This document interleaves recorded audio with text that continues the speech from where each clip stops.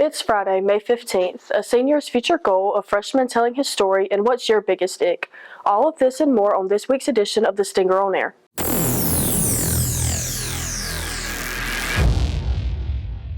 Good morning, Jackets. I'm Amber McAteer, and welcome back to The Stinger on Air. With graduation just around the corner, a bunch of our senior Jackets are going into college and moving across the country. Yet, after college, one student wants to end up back at Buford. Keely Funderburk has more.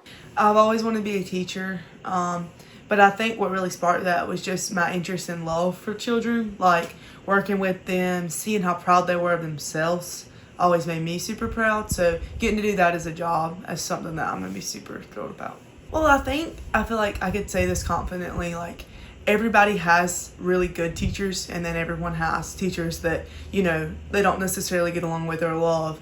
And I think that was what kind of sparked it. Like, I've had really good teachers that, like, I want to do this in my classroom one day, versus teachers where I've had that I didn't like that much, that I'm like, I don't want to do that. But also, we have a lot of teachers in my family, so that was...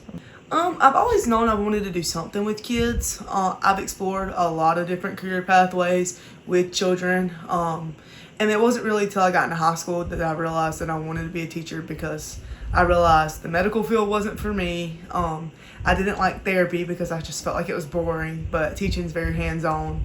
So that's kind of... I think I'll come back here and teach for a couple of years just because these are my people. I grew up in Buford Elementary from kindergarten to 12th grade, so coming back and, getting the opportunity to love and help those that love and help me would be really cool. But eventually, I think traveling, I would love to go and teach in the military, teach on the military bases, and teach like English in somewhere like Germany. I think that would be really cool, but that's definitely a different lifestyle, so... I don't know, so I was dead set on Charleston Southern. That was where I was going. I pulled up, it felt like home. I loved it. I loved that it was small. I loved that it felt like our school. And I had X'd off USC. It was too big, there was too many people. I would get lost, I would get hit by a car. But then I went there, and I went on a day where there was no students on campus. And I really just got to walk around and see like how beautiful it truly is. How kind the staff was. Even though there was no students there, they treated me with so much respect and so much kindness. And then I got to the education building at USC, and it just felt like home. Like, I know that sounds cliche, but it truly did just feel like a place where I wanted to be. I got to go inside. I got to see the classrooms, and they weren't 200, 300 lecture halls. They were classrooms with 24 chairs sitting in them, just like we would have at high school. So. Thanks, Keely. Behind every student at Buford is a story, and for this Jacket freshman, one defining moment changed his and his family's lives forever. Alyssa Jones has the story. Buford High School is home to a variety of Yellow Jackets living different lives. But the question is, do we really know what they may be going through? Connor Bryson experienced a life-changing story and is proud to say him and his family have overcome this obstacle. The story that impacted my life is when my baby brother went in the NICU.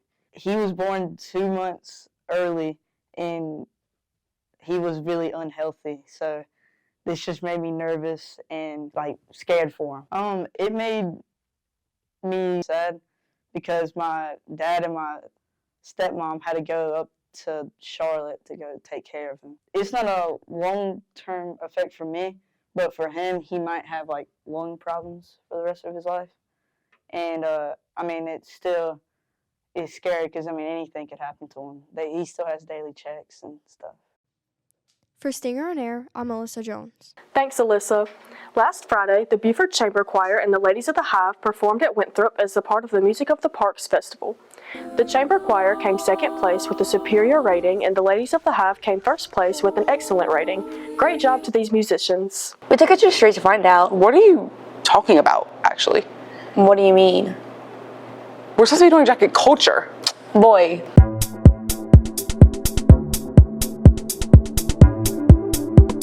Next week is the last recovery week.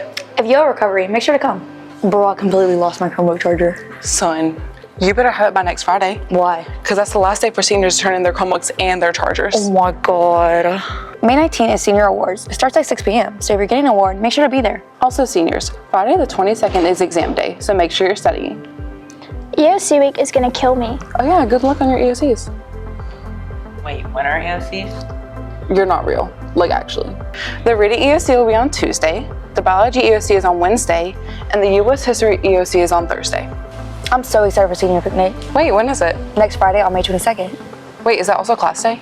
No, it's on the 26th. Oh, is there anything else I need to know about? No, just enjoy your last week. Monday the 25th is Memorial Day, so don't show up to school, because I know I won't. Make sure to honor those who have passed while serving. The Underclassmen Award is on Tuesday, May 26th. Make sure to be there. Okay, now we can do Staring Up the Street. Anyways, that's all for this week's Jacket Culture. Michaela Oakley. And Alexandra Flores. Thanks, everyone. Everyone has icks, like poor hygiene, being rude to service workers, and being super clingy. But what's Buford's biggest ick? We sent Lily Floyd to the street to find out. I've picnicked out a lot recently, and that got me wondering what everybody's biggest ick is at Buford. So I took it to the street to find out. What's your biggest ick? Girl, you're supposed to go first. What's your biggest ick? When someone acts like they know it all. When my sibling... Whenever my sibling successfully rage baits me. He stuttered. Redo. When my sibling rage baits me and it works. Telling me no. When people breathe with their mouth open. Just like that. Not putting your name on your paper. What's your biggest ick? When a man wears flip-flops. Eating with your mouth open.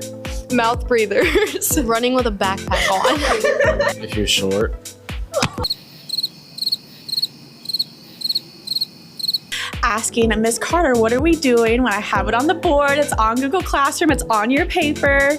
Whenever they be leaving you on delivery for a long time.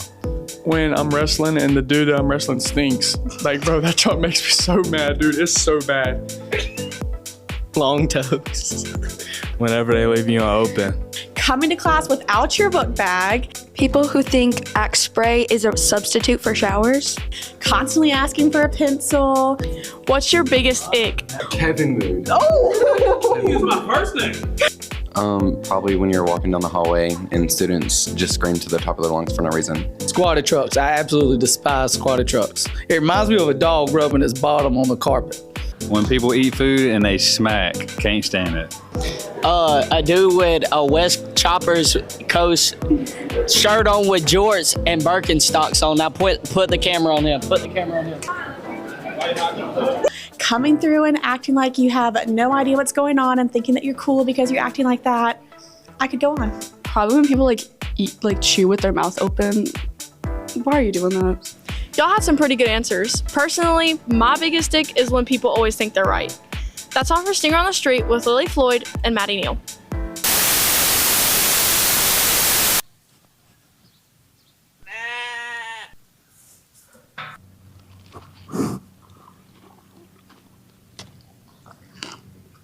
Thanks, Lily. That's all for this week's episode. If you liked the episode, be sure to like, comment, subscribe, and share. To stay updated throughout the week, check out our Facebook and Instagram pages as well as our website. For Stinger on Air, I'm Amber McAteer.